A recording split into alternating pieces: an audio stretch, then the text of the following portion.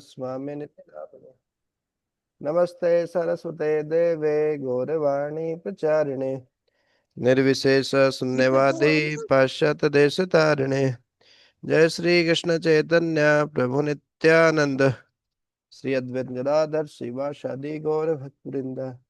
हरे कृष्णा कृष्णा कृष्णा हरे हरे हरे राम राम राम हरे हरे। हरे कृष्णा। तो इंद्रदेव जी बहुत प्रसन्न है और बाहर मूसलाधार बारिश हो रही है।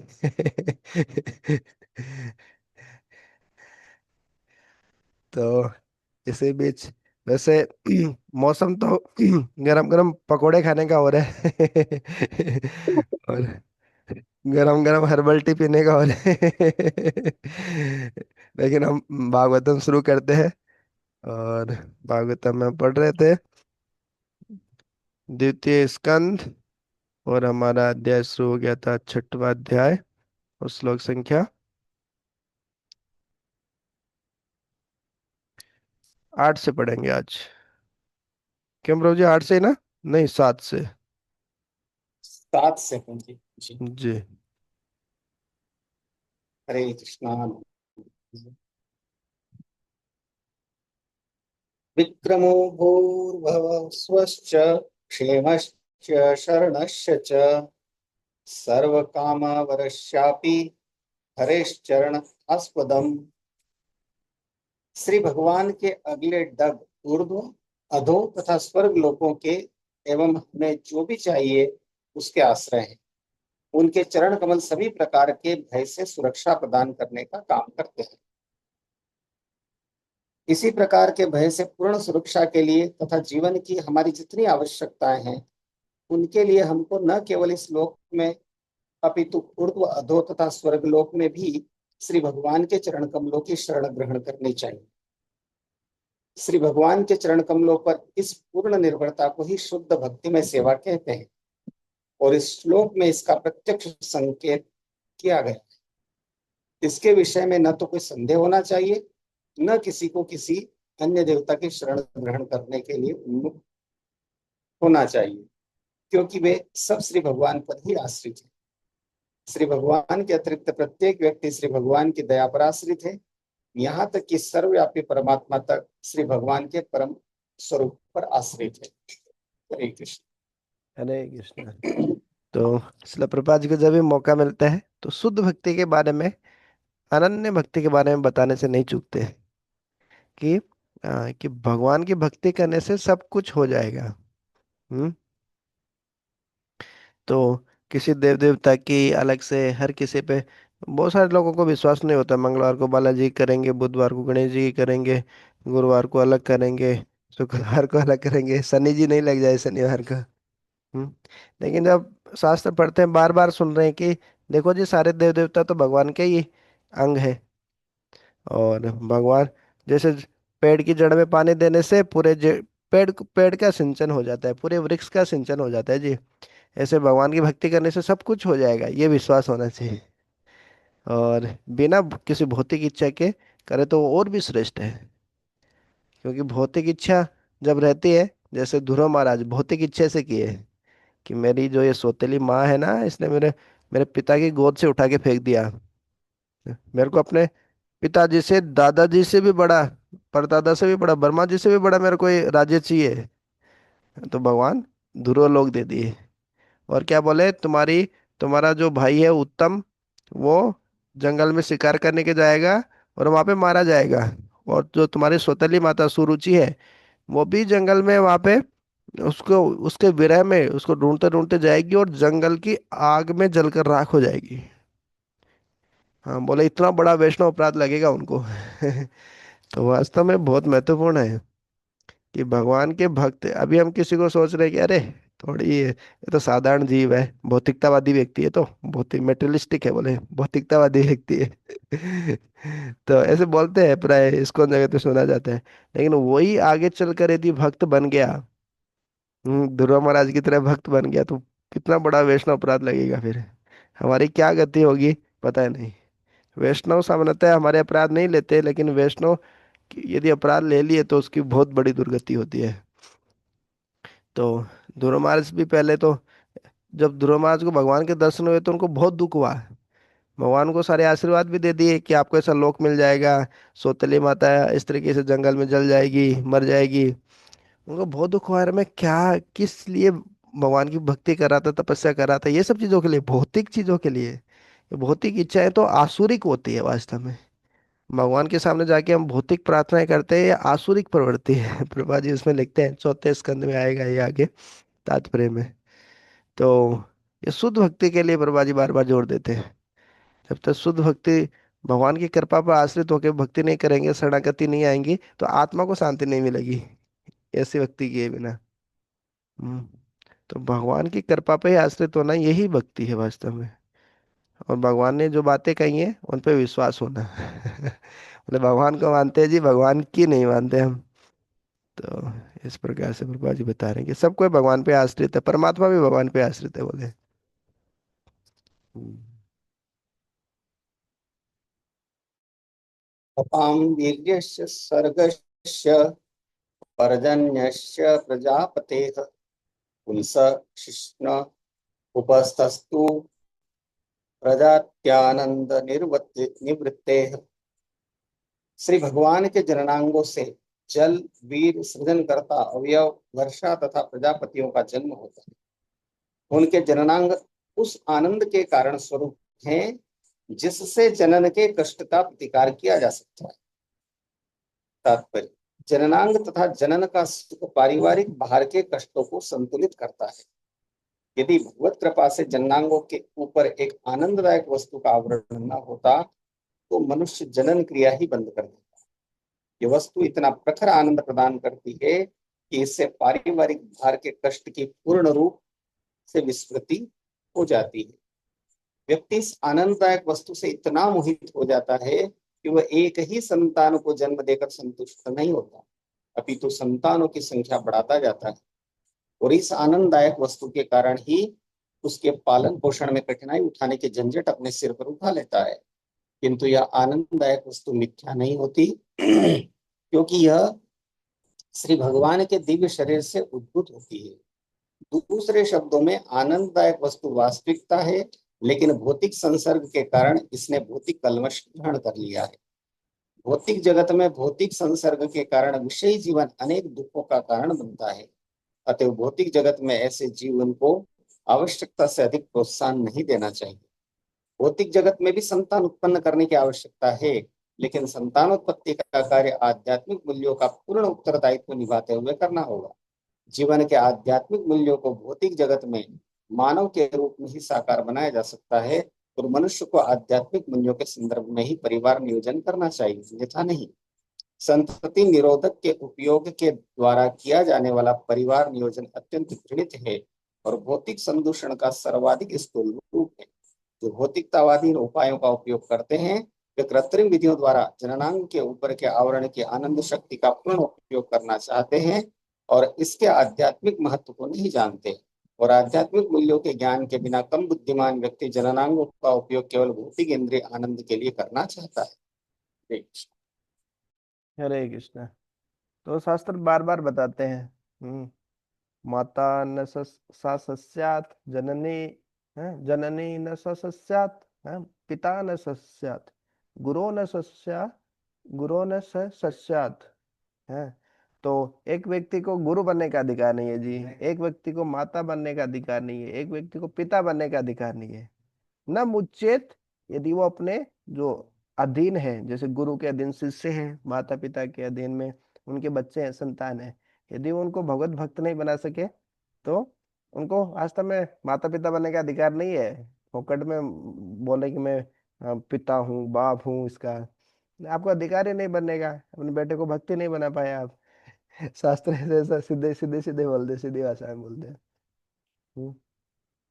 तो ये बहुत महत्वपूर्ण है कि एक बार पूछा गया, भक्ति विनोद ठाकुर के तो 8-10 बच्चे थे। श्रील प्रभुपाद जी के गुरु भक्ति सिद्धांत सरस्वती ठाकुर, वो नैष्ठिक ब्रह्मचारी थे, मतलब भक्ति विनोद ठाकुर के ही बेटे थे वो। तो उनसे पूछा कि अरे आप शादी क्यों नहीं करते हो?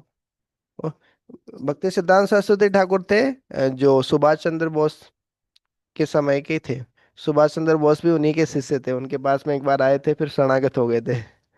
हाँ, तो सुभाष चंद्र बोस ऐसा आया था कि आप इतने सारे ये ब्रह्मचारी लोगों को रखे हो यहाँ सब, अरे मेरे को दे दो, मैं आज़ादी दिला दूंगा। सुभाष चंद्र बोस ऐसे आए थे भक्ति सिद्धांत सरस्वती ठाकुर के पास में। तो भक्ति सिद्ध फिर बोले कि क्या आप अ, ऐसे परजीवी लोगों को क्यों रखते हो, भगोड़े लोगों को, कि कुछ काम धंधा करना नहीं, जिम्मेदारी लेना नहीं, आके बस भक्ति के नाम पे बस ये बैठे रहते हैं लोग, बस माला लेके। तो क्या आप ऐसे आपको हम और लोग दे दें 100 लोग, तो आप पालन पोषण कर लोगे उनका? तो भक्ति सिद्धांत सरस्वती ठाकुर कहते हैं, आप दुनिया के सारे लोगों को मेरे को दे दो, पुरुष लोगों को, सबको ब्रह्मचारी बनाऊंगा, सबका पालन पोषण मैं करूंगा। तो सुभाष चंद्र बोस हिल गए। पहले बार किसी किसी ने ऐसे दमदार इस भाषा में इस प्रकार से जवाब दिया। अभी भी जाएंगे सुभाष चंद्र बोस कलकत्ता में जब उनका घर है, वहाँ पे भक्ति सिद्धांत सरस्वती ठाकुर का फोटो लगा हुआ है। तो उनसे पूछा गया कि आपने शादी क्यों नहीं की? बोले मैं शादी करूं लेकिन मेरे बच्चे भक्त बने, इसकी क्या गारंटी है? इसलिए मैं शादी नहीं कर रहा। एक बार ये उत्तर दे। तो ये बहुत मुश्किल है, मतलब कि शादी करने बच्चे भक्त बनेंगे कि नहीं बनेंगे, कोई गारंटी नहीं है। हम्म, तो एक कारण ये भी था उनके वाले की शादी नहीं करने का। तो ये बहुत ही महत्वपूर्ण है कि भौतिक जगत में जो चरम सुख माना गया है यही है, यौन सुख जो है। हम्म, तो होता दो ही बहुत ही कम समय का ही होता है, 2 मिनट का, बहुत ही अल्प क्षण का होता है। लेकिन उसके लिए व्यक्ति कितनी जिम्मेदारी उसको लेनी पड़ती है, कितना कष्ट उठाना पड़ता है, बच्चों की जिम्मेदारी, बीवी की, पूरा घर, है ना, पत्नी मतलब विस्तार, पूरे पूरा विस्तार करना पड़ता है, और कितना माथापच्ची करना पड़ता है, और मेरा तेरा इतना सब कुछ करना पड़ता है। और अ, फिर पैसा कमाने के लिए उल्टे सीधे काम करना पड़ता है, ज्यादा सुख सुविधाएं चाहिए, ज्यादा इच्छाएं होती है, तो कितनी पॉलिटिक्स करते हैं, राजनीति करते हैं, उल्टे सीधे काम करते हैं। तो ये सब चीजें करना पड़ता है, केवल ये जो इच्छाएं नियंत्रित नहीं होने के कारण ये सब करना पड़ता है। हम्म, तो आजकल बोले, आजकल टेक्नोलॉजी आ गई, एडवांस हो गए, बोले गर्भ निरोधक गोलियां ले लेते हैं, गर्भ निरोधक चीजें खा लेते हैं, बोले अब तो कोई दिक्कत ही नहीं है, बच्चा ही नहीं होगा तो समस्या क्या है, बच्चों को पालना ही नहीं पड़ेगा। तो ये तो सबसे बड़ा आसुरिक है कि एक जीवात्मा को आप वैसे ही मार दे रहे हो उनको, जिसका जन्म होना था उसको होने ही नहीं दे रहे हो। हाँ, तो ये तो और ज्यादा आसुरिक है, और ये वैदिक बिल्कुल नहीं है। कि ये जो भगवान ने बनाया, हालांकि कोई बोल सकता है कि अरे ये थोड़ी अ, ये सुख थोड़ी है, लेकिन सुख है ये, भौतिक जगत का मतलब भौतिक जगत का जो चरम सुख होता है वो है ये। लेकिन थोड़ी ही देर का सुख है, मतलब बाद में कष्ट ही कष्ट है। भगवान भगवत गीता में कितनी जगह बोले, ये ही समय स्पर्शा भोगा दुख योनियः एवते। ये समय स्पर्श से उत्पन्न तो होता है, और थोड़ी देर तो बहुत स्वर्ग का सुख मिलता है इसमें, लेकिन उसके बाद दुख योनियां ये, तो ये दुख की योनि है, दुख का स्रोत है ये। दुख ही दुख व्यक्ति को मिलता है, कष्ट ही कष्ट मिलता है इसके बाद।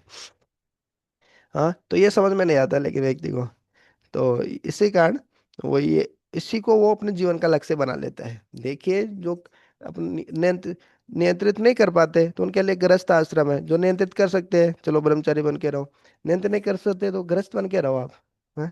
लेकिन वो केवल वो इंद्रिय सुख ही जीवन का लक्ष्य है, बोले वही तो सब कुछ लक्ष्य है, वही तो हमारे जीवन का लक्ष्य है, वो नहीं होना चाहिए।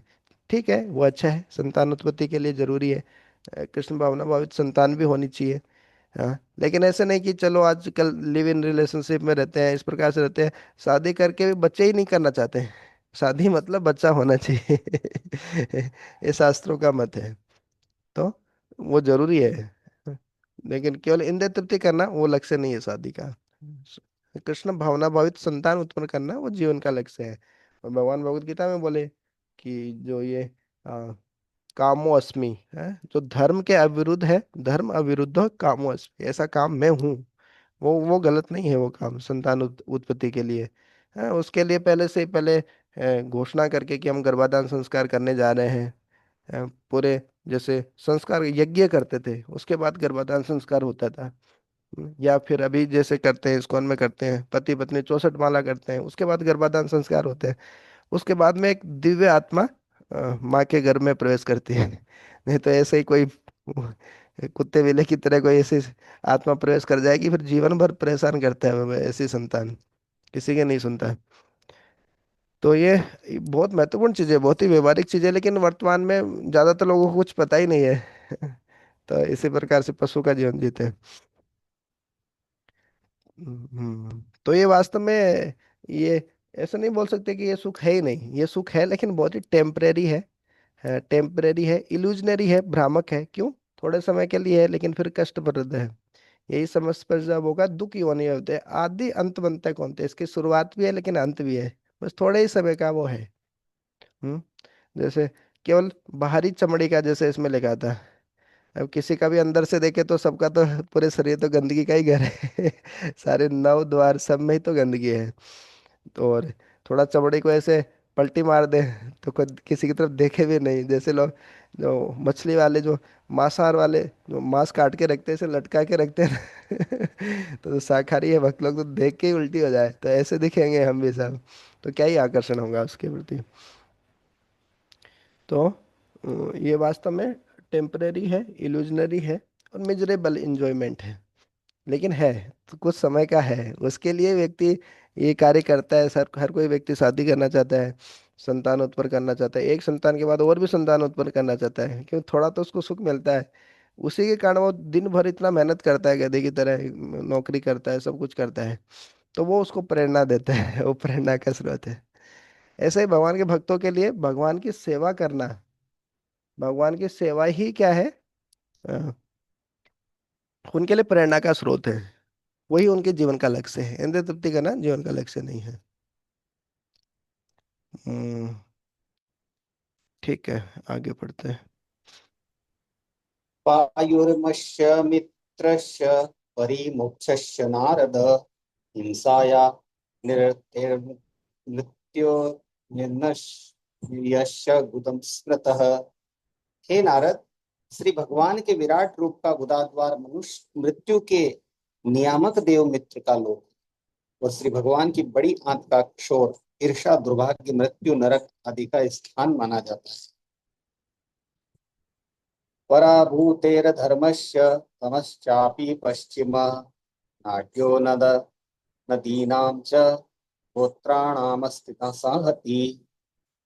श्री भगवान की पीठ समस्त प्रकार की उद्विग्नता तथा ज्ञान एवं अनैतिकता का स्थान है। उनकी नसों से नदियां तथा नाले प्रवाहित होते हैं और उनकी हड्डियों पर बड़े बड़े पहाड़ बने हैं। तात्पर्य: पूर्ण पुरुषोत्तम भगवान की निराकार अवधारणा का खंडन करने के लिए यहाँ पर श्री भगवान के दिव्य शरीर की संरचना का क्रमबद्ध विश्लेषण दिया गया है। श्री भगवान के शरीर विराट रूप से प्राप्य वर्णन से स्पष्ट है कि श्री भगवान का स्वरूप सामान्य संसारी अवधारणा से भिन्न है। किसी भी दशा में वे कभी भी निराकार या शून्य नहीं है। क्योंकि अज्ञान श्री भगवान का पृष्ठभाग पीठ है, अतएव अल्पज्ञों का अज्ञान भी श्री भगवान की शारीरिक अवधारणा से पृथक नहीं होता। क्योंकि उनका शरीर प्रत्येक वस्तु का समग्र स्वरूप है, अतएव कोई यह नहीं अतः कोई यह टींग नहीं हाँक सकता कि केवल निर्विशेष। इसके विपरीत श्री भगवान के पूर्ण वर्णन से सिद्ध होता है कि वे एक साथ साकार तथा निर्विशेष दोनों हैं। श्री भगवान का साकार रूप उनका मूल रूप है और उनका निर्विशेष प्रकाश उनके दिव्य शरीर का प्रतिबिंब मात्र है। जो लोग सामने से श्री भगवान का दर्शन करने का अवसर पाने के लिए आगे बनते हैं, वे ही श्री भगवान के साकार रूप का साक्षात्कार कर सकते हैं। किंतु जो कुंठित हैं और इसलिए श्री भगवान के अज्ञान पक्ष की ओर रखे जाते हैं, अथवा जो श्री भगवान का दर्शन पीछे की ओर से करते हैं, वे उनके निर्विशेष रूप का ही साक्षात्कार करते हैं। हरे कृष्ण। तो शिल प्रभुपाद जी को जब भी मौका मिलता है तो ये टॉपिक जरूर बताते हैं कि भगवान का आकार है जी, भगवान निराकार नहीं है। हाँ, भगवान का निराकार रूप भी है, ब्रह्म ज्योति है, उनके अंग कांति है, लेकिन भगवान का साकार रूप भी है और वही श्रेष्ठ है। कलेशो या दिक्कत तेषाम अव्यक्त आसक्त चेषाम, भगवान खुद ही बोले हैं, अव्यक्त निराकार रूप से जो आसक्त रहते हैं वास्तव में दुख ही पाते हैं। और यहाँ पे भगवान के अलग अलग अंगों का ही वर्णन हो रहा है, तो बोले अंग है तभी तो वर्णन हो रहा है, मतलब भगवान का आकार तो है।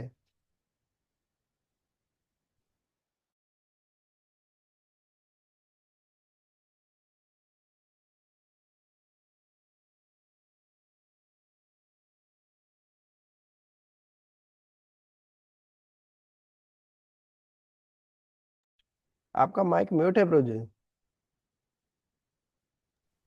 जी जी, क्षमा करना। अव्यक्तरस सिंधूनां भूतानां निधनस्य च उदरम विदितं पुंसो हृदयं मनसः पदम। श्री भगवान का निराकार रूप महासागरों का आश्रय स्थान है और उनका उदर भौतिक दृष्टि से विनष्ट जीवों का आश्रय है। उनका हृदय जीवों के सूक्ष्म भौतिक शरीरों का आश्रय स्थान है। बुद्धिमान लोग इसे इस प्रकार से जानते हैं। तात्पर्य। श्रीमद् भगवद गीता 8.17-18 में कहा गया है कि मनुष्यों की गणना के अनुसार ब्रह्मा का एक दिन चारों युगों का 1000 युगों के तुल्य प्रत्येक 43 लाख वर्ष होता है और ब्रह्मा की रात भी इतनी ही बड़ी होती है। ब्रह्मा ऐसे 100 वर्षों तक जीवित रहते हैं और तब उनकी मृत्यु हो जाती है। ब्रह्मा, जो सामान्यतया श्री भगवान के बहुत बड़े भक्त होते हैं, अपनी मृत्यु के पश्चात मुक्ति प्राप्त करते हैं। इस प्रकार ब्रह्मांड ब्रह्मा द्वारा नियंत्रित फुटबॉल जैसा गोलाकार पिंड का संहार हो जाता है और किसी ग्रह विशेष के या कि पूरे ब्रह्मांड के निवासी भी विनष्ट हो जाते हैं।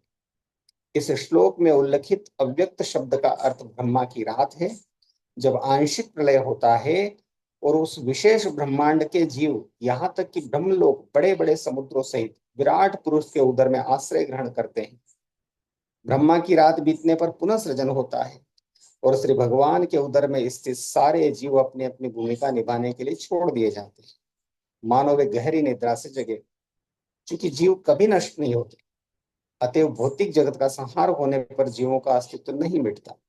लेकिन जब तक मुक्ति नहीं मिलती तब तक जीव को एक शरीर त्याग कर पुनः दूसरा शरीर धारण करना होता है। यह मनुष्य जीवन शरीर के बारंबार होने वाले परिवर्तन का समाधान निकालने के लिए होता है, जिसके फलस्वरूप आध्यात्मिक आकाश में स्थान प्राप्त हो सके, जहां प्रत्येक वस्तु सनातन आनंदमय तथा ज्ञान से परिपूर्ण है। दूसरे शब्दों में, जीवों के सूक्ष्म रूप परम पुरुष के हृदय में रहते हैं और सृजन के समय वे आकार ग्रहण कर लेते हैं। हरे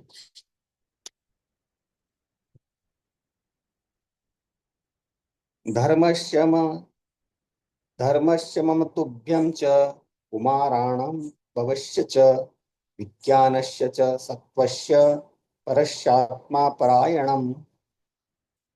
तथापि उन महापुरुष की चेतना धार्मिक सिद्धांतों का मेरा, तुम्हारा तथा चारों कुमारों सनक, सनंदन, सनातन तथा सनत कुमार का निवास स्थान है। यही चेतना सत्य तथा दिव्य ज्ञान का निवास स्थान है।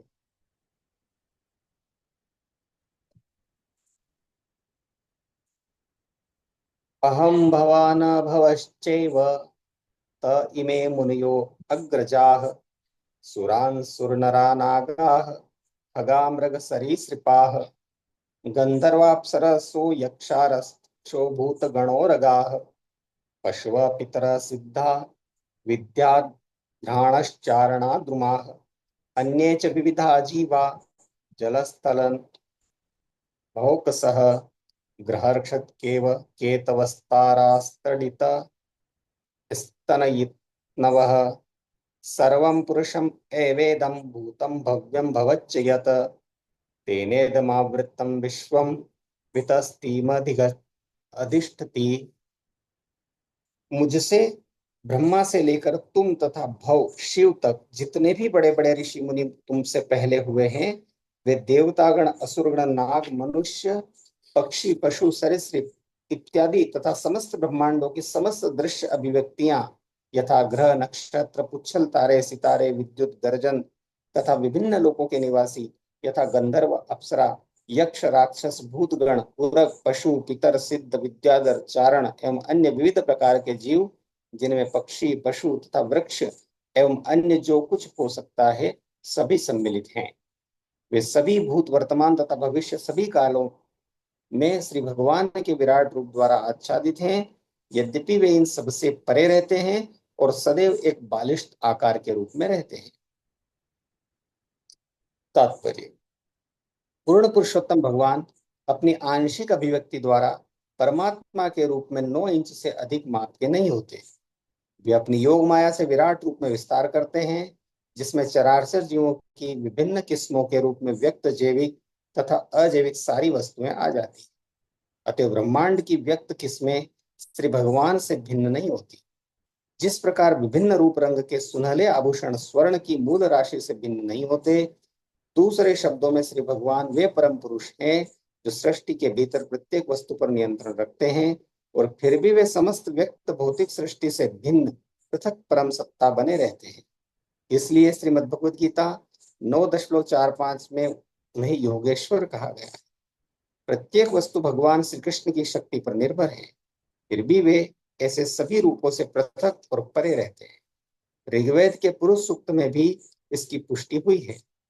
एक ही साथ एकता तथा विभिन्नता के इस दार्शनिक सत्य का प्रतिपादन भगवान श्री चैतन्य महाप्रभु ने किया था, और यह अचिंत्य भेदाभेदत्व कहलाता है।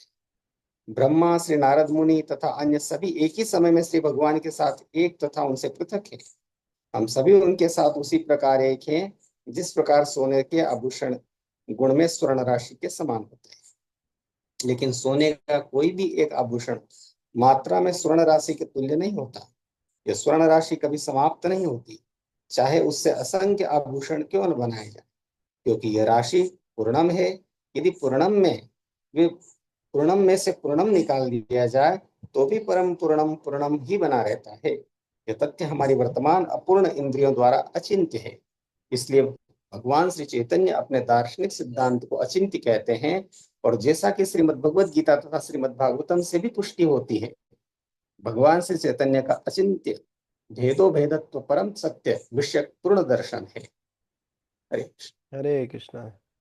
तो ये दर्शन तो बहुत ही महत्वपूर्ण है। डॉक्टर ऑफ फिलोसफी जो करते हैं वो सारे दर्शनों का अध्ययन करते हैं वास्तव में। सबसे पहले जो हमारे महात्मा बुद्ध जी नास्तिक सिद्धांत दिए, निर्विशेषवाद। फिर शंकराचार्य जी वो मायावाद दिए, अद्वैतवाद, जीव भगवान बन सकता है, थोड़ा सा और करीब लेके गए शास्त्रों के। महात्मा बुद्ध का तो एकदम ही नास्तिक सिद्धांत हो गया, वेद न मानी लो नास्तिक हो या बुद्ध, वेद को नहीं मानते थे उस समय, क्योंकि वेदों का उपयोग करके लोग मांसाहार कर रहे थे। इसलिए भगवान खुद ही आए और बोले कि आप ये सब अहिंसा परमो धर्म है, ये सब वेद वेद मानने की जरूरत नहीं है। फिर मायावाद आए कि जीव भी भगवान बन सकता है, जैसे एक बकवास सिद्धांत।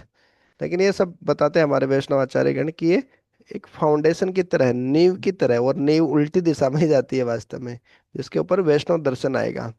तो फिर रामानुजाचार्य जी आए, माधवाचार्य आए, निम्बार्काचार्य आए, हम्म, विष्णु स्वामी आए, फिर श्रीमंत चैतन्य महाप्रभु आए। तो इन सब का सिद्धांत वैष्णव सिद्धांत है। हम्म, कि भगवान अलग है, जीव अलग है, जीव कभी भगवान नहीं बन सकता, भगवान की सेवा करना है। बस थोड़ा थोड़ा अंतर है ना।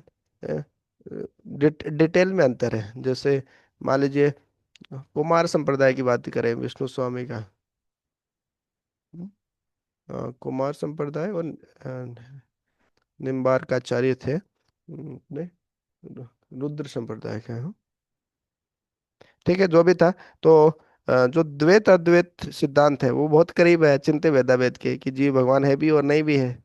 गुणात्मक दृष्टि से है, सच्चिदानंद है, लेकिन मात्रात्मक दृष्टि से नहीं है। भगवान जीव है वो एक बूंद की बात है, और भगवान पूर्ण समुद्र की तरह है एक तरीके से। ये सूर्य के प्रकाश की किरण है और भगवान सूर्य है। तो द्वैत अद्वैत, लेकिन उसमें भी गोपी भाव है, और राधिका आश्रय है भगवान, वो भी राधा रानी की पूजा करते हैं, लेकिन उसमें सौकीय भाव में करते हैं। और चैतन्य महाप्रभु का जो सिद्धांत है उसमें परकीय भाव सबसे श्रेष्ठ है, परकीय भाव चैतन्य महाप्रभु लेके आए। और तो ऐसे थोड़ा थोड़ा करके अंतर है, और चारों संप्रदायों से चैतन्य महाप्रभु ने दो दो सिद्धांत लिए। जो रामानुजाचार्य श्री संप्रदाय है उसे लिए वैष्णव सेवा करना और शुद्ध भक्ति, ज्ञान और कर्म से अनावृत। और फिर हमारा श्री संप्रदाय के बाद माधव संप्रदाय, जिसमें आता ही है गौड़ीय संप्रदाय, जो ये है ना, गौड़ीय माधव संप्रदाय हम बोलते हैं। वहां से जो विग्रह की सेवा करना और मायावाद का खंडन, ये चीजें लिए। फिर उसके बाद अ, जो रागानुगा भक्ति है, जो राग भक्ति है, रुद्र संप्रदाय से। और फिर कुमार संप्रदाय से, ऐसे दो दो चीजें ली, राधिकाश्रय और गोपी भाव में भक्ति करना। सबके भाव में, फिर चैतन्य महाप्रभु का परकीय भाव में। तो ऐसे चारों संप्रदायों से दो दो सिद्धांत लिए चैतन्य महाप्रभु ने, और ये अचिंत्य भेदाभेद तत्व है, ये है जो चैतन्य महाप्रभु ने दिया अंततः। तो सब वैष्णव सिद्धांत एक तरीके से एक ही है, थोड़ा सा डिटेल में उसमें अंतर है। तो यह है अचिंत्य भेदाभेद। तो सबसे लास्ट में अपग्रेडेड वर्जन है, एक के बाद एक अपग्रेड होता जाता है जैसे।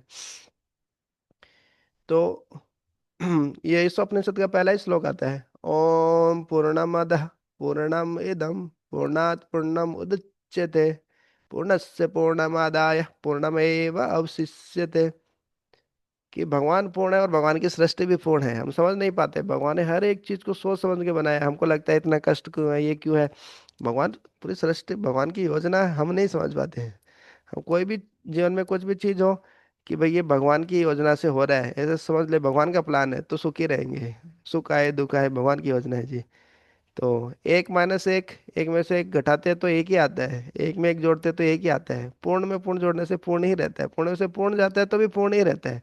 भगवान से पूर्ण सृष्टियाँ निकल रही है, फिर भी पूर्ण ही बचे रहते हैं भगवान। भगवान ऐसे नहीं कि भगवान से सृष्टि किया भगवान छोटे हो गए, कम कमी हो गई भगवान में, ऐसा नहीं है। तो ये सब चीजें इसमें बताए हैं। और भगवत गीता का भगवान कैसे योगेश्वर है, शक्ति भगवान बोलते हैं, इस जगत में हूँ भी और मैं नहीं भी हूँ, देखो मेरा योग देखो मेरा योगेश्वर का योग शक्ति। तो अपनी शक्तियों के माध्यम से है भगवान, लेकिन डायरेक्टली डील नहीं करते हैं भगवान भौतिक जगत से। तो ये सब चीजें इसमें बताए हैं प्रभुपाद जी।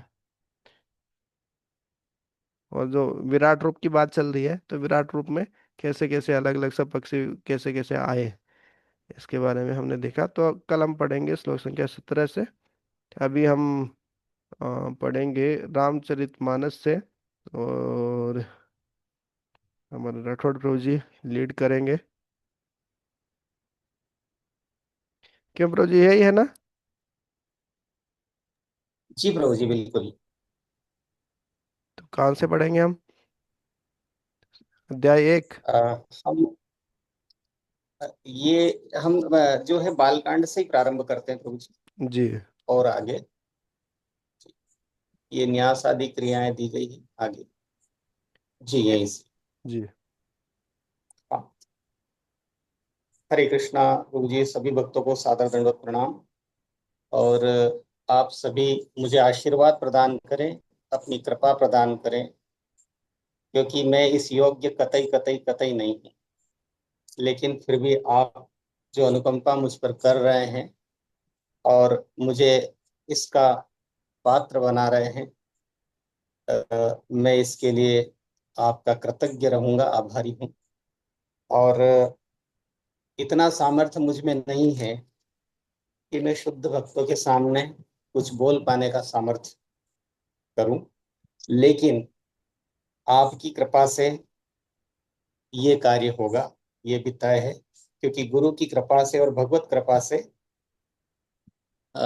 जो है व्यक्ति सब कुछ करने में समर्थ हो सकता है।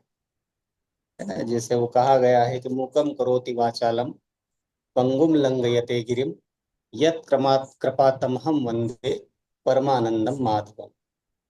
अर्थात गुरु की और भगवान की कृपा यदि हो जाती है, तो जो मूक अर्थात जो गूंगा है वह भी उत्तम वाणी प्रदान प्राप्त कर लेता है, और जो लंगड़ा है वह पर्वत को लांग सकता है, चढ़ सकता है और लांग सकता है, पर्वत को पार कर सकता है। इस प्रकार की जो कृपा हो जाए तो भगवान उसे अपना पूर्ण आशीर्वाद प्रदान करते हैं। जैसा कि इस रामचरितमानस एक महाकाव्य है जो गोस्वामी तुलसीदास जी द्वारा विरचित है, ये हम सभी जानते हैं। क्योंकि रामचरितमानस एक ऐसा महाकाव्य ग्रंथ है जो जन जन में प्रचारित है, प्रसारित है, पढ़ा जाता है। जैसे कई घरों में अ, आज भी और पुराने समय में तो बहुत ज्यादा अधिक जो श्रावण मास रहता है उसमें 30 दिन तक मासिक विश्राम इसके अंदर है। पहला विश्राम, दूसरा विश्राम, तीसरा विश्राम, इस प्रकार से 30 विश्राम दिए हुए हैं। अर्थात एक एक विश्राम तक पढ़ने पर एक विश्राम लगभग 25 से 30, 32, 35 पेज का होता है। ये एक एक विश्राम प्रतिदिन पढ़ने की परंपरा है। और एक महीने में रामचरितमानस इस प्रकार से पूर्ण हो जाता है। ये कहलाता है मास पारायण। मास पारायण अर्थात एक माह में इसका पारायण करना, अर्थात इसका पठन करना। दूसरा, नौहान पारायण, अर्थात 9 दिन में पूर्ण करना। तो जैसे प्रभु जी ने पहले विषय सूची निकाली थी, उसमें मास पारायण भी दिए हुए थे और नौवान पारायण भी दिए हुए।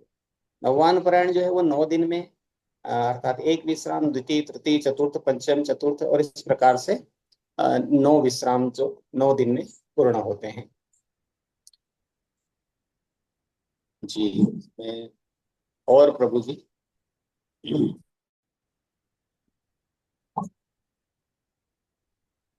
ठीक है। तो मैं, जैसा कि मैंने बताया, संक्षिप्त परिचय देने का प्रयास करा कि इस प्रकार से 9 दिन में भी पढ़ा जाता है और 30 दिन में भी पढ़ा जाता है। 9 दिन में पढ़ा जाता है उसको नौवान पारायण कहते हैं, और 30 दिन में पढ़ा जाता है उसको मास पारायण कहते हैं।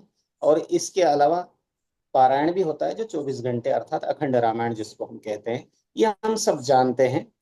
और जैसा कि हम ये भी सब जानते हैं कि गोस्वामी तुलसीदास जी ने जो रामचरितमानस की रचना की है उसके 8 कांड हैं। लेकिन जो गीता प्रेस गोरखपुर के द्वारा संपादित और छापी गई जो रामचरितमानस है, उसमें 7 कांड दिए रहते हैं। प्रथम कांड बालकांड, द्वितीय कांड अयोध्या कांड, तृतीय कांड अरण्य कांड, चतुर्थ कांड किष्किंधा कांड, पंचम कांड सुंदर कांड, षष्ठम कांड लंका कांड, और सप्तम कांड उत्तर कांड। ये 7 कांड जो है, जो प्रभु जी ने अभी स्क्रीन शेयर किया हुआ है, इसमें 7 कांड दिए हुए हैं। ये गीता प्रेस गोरखपुर द्वारा संपादित है। इसके अतिरिक्त बंबई प्रेस की एक जो रामचरितमानस होती है, जिसका संपादन श्री ज्वाला प्रसाद जी मिश्र ने किया है, उन्होंने पूरे 8 कांड उसमें, अर्थात 8वां कांड कौन सा है, लवकुश कांड, पूरे 8 कांड जो है उसमें दिए हैं। इसके अतिरिक्त उन्होंने अपनी तरफ से भी उसमें कुछ संपाद की टीकाएं लिखी है, जो क्षेत्र के रूप में विभिन्न प्रकार की कथाएं, जो जैसे गौतम नार अहिल्यातारी। तो गौतम ऋषि, रामचरितमानस में केवल इतना विवरण मिलता है कि गौतम ऋषि की पत्नी जो है उसको श्राप दिया था गौतम ऋषि ने, और इस प्रकार से भगवान राम ने फिर उस पत्थर की शिला को चरण स्पर्श करवा करके उनका उद्धार किया था। लेकिन फिर उन्होंने, ज्वाला प्रसाद जी ने उसके अंदर अपनी तरफ से टीका लिख करके बहुत वर्णन किया है कि किस प्रकार से, किन परिस्थितियों में क्या स्थिति बनी, कि किस प्रकार से वो पत्थर की मूर्त बनी थी। तो इस प्रकार से उन्होंने अपनी तरफ से टीका लिखी है। एक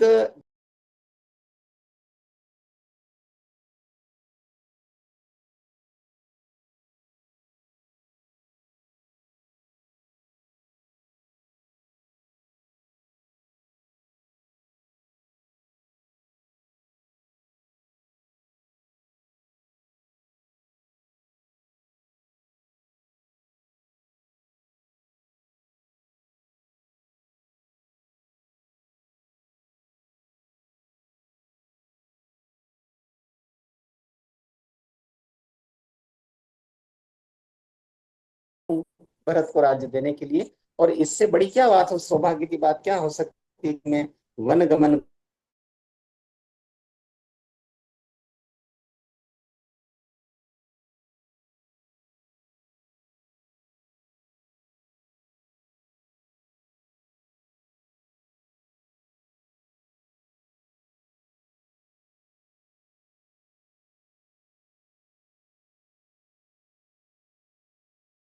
और आदर्श पातिव्रत धर्म किस प्रकार से निभाया जाए, आदर्श भात धर्म किस प्रकार से निभाया जाए, सर्वोच्च भक्ति किस प्रकार से की जाए, ज्ञान त्याग और वैराग्य और सदाचार की शिक्षा किस प्रकार से प्राप्त की जाए, है ना, बालक वृद्ध युवा सबके लिए सर्वोत्तम उपयोगी मानस को बताया गया है। और इसके बारे में हमारे शब्द जो कम पड़ते हैं कि हम जो है मानस को किसी उसमें बांधे शब्दों में, यह किसी के लिए भी संभव नहीं है।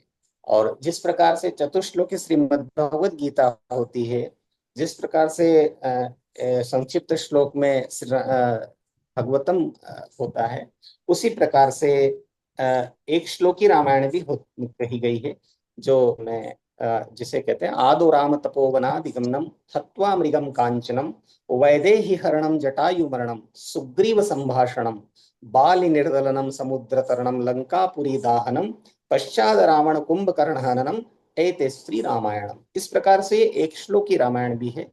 और जो रामभद्राचार्य महाराज जी ने भी कहा गया है कि केवल नीलांबुज श्यामल कोमलांगम सीता समारोपित वाम भागम पाणो महासायक चारु चापम नमामि रामम रघुवंशनाथम। इतना मंत्र जाप करने से भी रामचरितमानस के पाठ का फल प्राप्त हो जाता है। तो इस प्रकार से प्रथम कांड जो बालकांड है, उससे हम मानस को प्रारंभ करने का मैं प्रयास करता हूँ आपके आशीर्वाद के द्वारा। सर्वप्रथम श्री प्रभुपाद जी की जय, उनको सादर नमस्कार करता हूँ, दंडवत प्रणाम करता हूँ। श्री राधा मदन मोहन उन पर कृपा करें और आप सभी भक्तों का आशीर्वाद मुझे प्राप्त हो। और भक्त शिरोमणि भगवान हनुमान जी महाराज, भगवान श्री रामचंद्र चंद्र जी महाराज, श्री सीता जी मैया, लक्ष्मण जी महाराज, भरत जी और शत्रुघ्न जी महाराज के साथ में सभी को मैं साधन वंदन प्रणाम। जैसा कि हम मंगलाचरण प्रारंभ करते हैं मद् भगवत गीता के स्टार्टिंग में, भागवतम के शुरुआत में, इसी प्रकार से हर जो कांड यहाँ पर दिए हुए हैं, जो 7 सोपान है, प्रथम सोपान जो है वो बाल कांड है, ये जो श्लोक दिए हैं ये मंगलाचरण है। तो इस प्रकार से जी प्रभु जी इसे वर्णानामर्थसङ्घानां रसानां छन्दसामपि मङ्गलानां च कर्तारौ वन्दे वाणी विनायको भवानी शङ्करौ वन्दे श्रद्धा विश्वासरूपिणौ याभ्यां विना न पश्यन्ति सिद्धा स्वान्तस्तमीश्वरम् वन्दे बोधमयं नित्यं गुरुं शङ्कररूपिणं यमाश्रितो हि वक्रोऽपि चन्द्र सर्वत्र वन्द्यते सीताराम गुणग्राम पुण्यारण्या विहारिणौ वन्दे विशुद्ध विज्ञानो कवीश्वर कपीश्वरो। अक्षरों, अर्थ समूहों, रसों, छंदों और मंगलों की करने वाली सरस्वती जी और श्री गणेश जी की मैं वंदना करता हूँ। जब प्रारंभ करते हैं गोस्वामी महाराज तुलसीदास जी, तो वे इसमें कहते हैं कि समस्त प्रकार के रस, छंद और मंगल के मंगल करने वाली माता सरस्वती जो ज्ञान की अधिष्ठात्री देवी है, और भगवान श्री गणेश जी का मैं वंदन करता हूँ। इस प्रकार से मंगलाचरण प्रारंभ करते हैं प्रथम सोपान में। श्रद्धा और विश्वास के स्वरूप श्री पार्वती जी और श्री शंकर जी की मैं वंदना करता हूँ, जिनके बिना सिद्धजन अपने अंतःकरण में स्थित ईश्वर को नहीं देख सकते। अर्थात माता जगत माता पार्वती माँ और भगवान शंकर की वंदना करते हैं मंगलाचरण में। और वे आगे कहते हैं कि जिनकी कृपा के बिना हम ईश्वर को नहीं जान सकते। ज्ञानमय नित्य शंकर रूपी गुण गुरु की मैं वंदना करता हूँ, जिनके आश्रित होने से ही टेढ़ा चंद्रमा भी सर्वत्र वंदित होता है। गुरुदेव की वंदना भी कर रहे हैं गोस्वामी जी महाराज। आगे कहते हैं श्री सीताराम जी के गुण समूह रूपी पवित्र वन में विहार करने वाले विशुद्ध विज्ञान संपन्न कविश्वर श्री वाल्मीकि जी और कपीश्वर श्री हनुमान जी की मैं वंदना करता हूँ। आदि कवि वाल्मीकि जी की वंदना करते हैं, भक्त शिरोमणि हनुमान जी महाराज की वंदना गोस्वामी तुलसीदास जी इस मंगलाचरण के माध्यम से कर रहे हैं। उद्भव स्थित संहार कारिणीम क्लेश हारिणीम सर्वश्रेयस्करीं सीताम न तो अहम राम वल्लभाम। उत्पत्ति, स्थिति, पालन और संहार करने वाली, क्लेशों को हरने वाली तथा संपूर्ण कल्याणों की करने वाली श्री रामचंद्र जी की प्रीतमा श्री सीता जी को मैं नमस्कार करता। यन्मा यन्मायावशवर्ति विश्वमखिलं ब्रह्मादिदेव सुराः यत्सत्त्वादमृषेव भाति सकलं रज्जो यथा हे भ्रम यत्पादपल्लवमेकमेव हि भवाम्भोधे स्थितिर्षाश्वताम् वन्दे अहं तम शेष कारण परम रामाख्यमीशं हरिम। जिनकी माया के वशीभूत संपूर्ण विश्व ब्रह्मादि देवता और असुर हैं, जिनकी सत्ता से रस्सी में सर्प के भ्रम की भांति यह सारा दृश्य जगत सत्य ही प्रतीत होता है, और जिनके केवल चरण ही भवसागर से तरने की इच्छा वालों के लिए एकमात्र नौका है, उन समस्त कारणों से पर, सब कारणों के कारण और सबसे श्रेष्ठ राम कहलाने वाले भगवान हरि की मैं वंदना करता हूँ। नाना पुराण निगमागम सम्मतं यद रामायणे निगदितं कचिदन्यतोऽपि स्वान्त सुखाय तुलसी रघुनाथ गाथा भाषा निबंध मति मंजुल मातनोति। अनेक पुराण, वेद और तंत्र शास्त्र से सम्मत तथा जो रामायण में वर्णित है और कुछ अन्यत्र से भी उपलब्ध श्री रघुनाथ जी की कथा को तुलसीदास जी अपने अंतःकरण के सुख के लिए अत्यंत मनोहर भाषा रचना में विस्तृत करता है। इस प्रकार से मंगलाचरण करते हैं।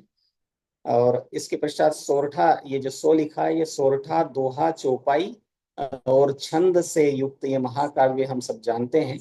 जो कवि वर थे उन्होंने इस प्रकार से रचना करी कि उसमें सभी चीजों का समावेश करा।